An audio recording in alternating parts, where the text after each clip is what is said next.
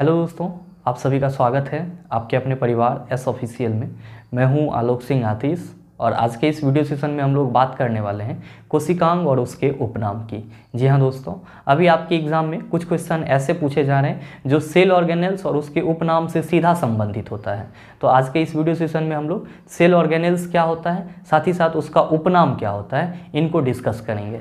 तो आइए शुरू करते हैं अपने आज की सेशन की और देखते हैं एग्जाम रेलेवेंट क्या कुछ सीख पाते हैं। दोस्तों, जब हम लोग कोशिकांग की बात करते हैं तो सबसे पहला चीज़ हमारे माइंड में ये आता है कि सर ये कोशिकांग क्या होता है। तो मेरे मित्र, आप इसको बड़ा ही सरल शब्द में कह सकते हैं कि सर कोशिका का जो अंग होता है, कोशिका का जो अंग होता है उसी को हम लोग क्या कहते हैं, तो सर उसी को कोशिकांग बोला जाता है। और ध्यान में रखिएगा कि कोशिकांग को ही हम लोग इंग्लिश में क्या कहते हैं, सेल ऑर्गेनेल कहते हैं। क्या कहते हैं सर, सेल ऑर्गेनेल्स कहते हैं।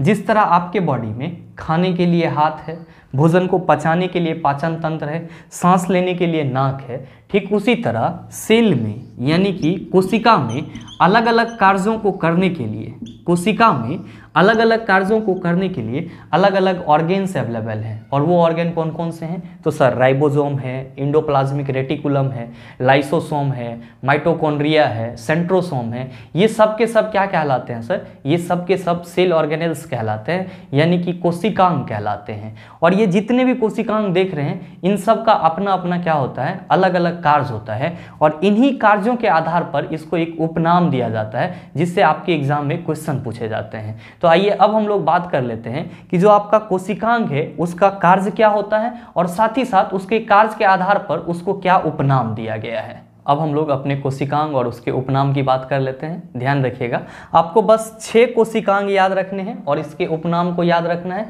और इसी से आपके एग्जाम में क्वेश्चन पूछे जाते हैं। अगर आपको इस 6 का उपनाम याद रहता है, मेरे ख्याल से जो क्वेश्चन पूछा जाएगा उसका जवाब आसानी से दे पाएंगे। ध्यान में रखिएगा, आपका पहला कोशिकांग मैंने क्या लिखा है, केंद्रक। सर ये कहाँ पे होता है, तो कोशिका के बीच में होता है। कहाँ पे होता है सर, कोशिका के बीच में। और इसका काम क्या होता है, तो कोशिका के अंदर जितनी भी क्रियाएं होती हैं उन सारी क्रियाओं को नियंत्रित कौन करता है, तो सर केंद्रक करता है। और इसीलिए कोशिका का जो केंद्रक होता है उसको क्या बोला जाता है सर, नियंत्रण केंद्र बोला जाता है। कोशिका का जो केंद्रक होता है इसको क्या बोला जाता है सर, नियंत्रण केंद्र बोला जाता है। ध्यान में रखिएगा मेरे मित्र कि जिस तरह केंद्र सरकार पूरे राष्ट्र को नियंत्रित करती है, ठीक उसी तरह कोशिका का जो केंद्रक है वो कोशिका के अंदर जितनी भी क्रियाएं होती है उन सब को क्या करती है सर, नियंत्रित करती है। इसीलिए केंद्रक को हम लोग क्या कहते हैं, कोशिका का नियंत्रण केंद्र कहते हैं। मेरे मित्र, आपसे आपके एग्जाम में क्वेश्चन पूछा जाता है कि निम्नलिखित में से कोशिका का नियंत्रण केंद्र है, तो आप क्या कहेंगे, सर नियंत्रण केंद्र है, तो केंद्र से आप केंद्र की याद रख लेंगे, आपका आंसर सही हो जाएगा। नो डाउट आप सभी को पता होगा कि माइटोकॉन्ड्रिया क्या है, तो सर इसको हम लोग पावर हाउस ऑफ सेल बोलते हैं, पावर हाउस ऑफ सेल बोलते हैं। यानी कि कोशिका का शक्ति गृह क्या कहलाता है सर, या किसको बोलते हैं सर, तो सर माइटोकॉन्ड्रिया को कोशिका का शक्ति गृह बोलते हैं या पावर हाउस बोलते हैं। क्यों बोलते हैं, क्योंकि सर माइटोकॉन्ड्रिया में क्या होता है, माइटोकॉन्ड्रिया में सर आपका श्वसन की प्रक्रिया होती है और इसी श्वसन की प्रक्रिया के दौरान क्या निकलता है सर, ऊर्जा निकलता है। क्या निकलता है, ऊर्जा निकलता है। इसीलिए हम लोग कहते हैं कि माइटोकॉन्ड्रिया कोशिका का क्या है, पावर हाउस है, यानी कि ऊर्जा गृह है। नेक्स्ट है आपका लाइसोसोम। मेरे मित्र ध्यान में रखना कि लाइसोसोम से जो एंजाइम निकलता है वो कोशिका को क्या कर देता है, डाइजेस्ट कर देता है। लाइसोसोम से जो आपका एंजाइम निकलता है वो कोशिका को क्या कर देता है, खत्म कर देता है, पचा देता है। इसीलिए हम लोग कोशिका को क्या कहते हैं सर, आत्महत्या की थैली कहते हैं। क्या कहते हैं सर, किसका आत्महत्या की थैली, तो कोशिका की आत्महत्या की थैली किसको आप बोलते हैं, तो लाइसोसोम को बोलते हैं। ध्यान में रखना कि आत्महत्या कौन करता है, जो खुद से खुश नहीं रहता है वही खुदकुशी करता है। ये जो लाइसोसोम है ये किसका अंग है, तो कोशिका का अंग है। अब इसी कोशिका के अंग से जो आपका एंजाइम निकलता है वो पूरे के पूरे सेल को क्या कर देता है, डिस्ट्रॉय कर देता है। इसीलिए लाइसोसोम को क्या बोला जाता है, आत्महत्या की थैली बोला जाता है। नेक्स्ट मैंने क्या लिखा है, क्लोरोप्लास्ट। तो ध्यान रखना इसको हम लोग हरित लवक बोलते हैं। और यहाँ पे क्या होता है सर, तो पौधे का जो प्रकाश संश्लेषण केंद्र होता है, पौधे का जो प्रकाश संश्लेषण केंद्र होता है वो कहाँ पे होता है सर? तो क्लोरोप्लास्ट में होता है। तो आपके एग्जाम में क्वेश्चन पूछा जाता है कि निम्नलिखित में से पौधे का प्रकाश संश्लेषण केंद्र कौन सा है? आप क्या कहेंगे? क्लोरोप्लास्ट यानी कि हरित लवक है। मेरे मित्र ध्यान में रखेंगे कि क्लोरोप्लास्ट को ही कोशा के अंदर कोशा भी बोला जाता है। कोशा के अंदर कोशिका निम्नलिखित में से किसको बोला जाता है? या कोशिका के अंदर कोशिका निम्नलिखित में से किसको बोला जाता है? तो आप कहेंगे क्लोरोप्लास्ट को बोला जाता है। कोशा के अंदर कोशा, आप इस चीज को ध्यान में रखेंगे।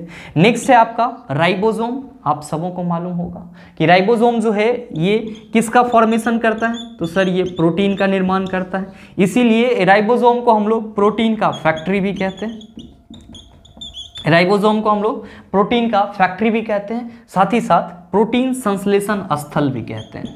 राइबोसोम आपके कोशिका का क्या है सर? प्रोटीन संश्लेषण स्थल है। तो आपके एग्जाम में क्वेश्चन पूछा जाता है कि निम्नलिखित में से कोशिका के किस कोशिकांग के द्वारा प्रोटीन का संश्लेषण किया जाता है? आप कहेंगे राइबोसोम के द्वारा प्रोटीन का संश्लेषण किया जाता है। नेक्स्ट है आपका क्रोमोसोम। मेरे मित्र क्रोमोसोम का हिंदी क्या होता है? तो गुणसूत्र होता है। क्रोमोसोम का हिंदी क्या होता है? गुणसूत्र होता है। और आप सबों को मालूम है कि गुणसूत्र का कार्य क्या है? तो सर ये आनुवांशिक गुण को क्या करता है? एक जगह से दूसरे जगह ले जाता है, मतलब एक पीढ़ी से दूसरे पीढ़ी में ट्रांसफर करता है। तो आनुवांशिक गुणों के वाहक के लिए क्या जरूरी होता है सर? क्रोमोसोम जरूरी होता है। तो आप क्या कह सकते हैं कि सर हम लोग इसको आनुवांशिक वाहक पदार्थ बोलते हैं, या आनुवांशिकीय वाहक। आनुवांशिकीय वाहक आपका कौन है? तो सर क्रोमोसोम है। अगर आपके एग्जाम में ये क्वेश्चन पूछा जाए कि निम्नलिखित में से कोशिका के अंदर आनुवांशिकीय वाहक होते हैं, तो आप क्या कहेंगे? क्रोमोसोम जो है ये आनुवांशिकीय वाहक होता है। मेरे मित्र ये अगर आपको 6 पॉइंट ध्यान में रहता है तो अभी जो आपसे क्वेश्चन पूछे जा रहे हैं मेरे ख्याल से 1 नंबर पे तो आपका पूरा अधिकार रहेगा। जो भी इसमें से क्वेश्चन पूछा जाएगा उसका जवाब आसानी से दे पाओगे। उम्मीद करते हैं कि वीडियो भी आपको अच्छा लगा होगा। अगर आपको अच्छा लगा तो लाइक कीजिएगा, शेयर कीजिएगा, और चैनल पे नए हैं तो सब्सक्राइब करके बेल आइकन दबा लीजिएगा, ताकि इस तरह के एग्जाम रेलेवेंट वीडियो सबसे पहले आपके पास पहुंचे और आप उसका भरपूर फायदा उठा पाए। मिलते हैं फिर अगले सेशन में, तब तक के लिए best of luck. Thank you, have a nice day.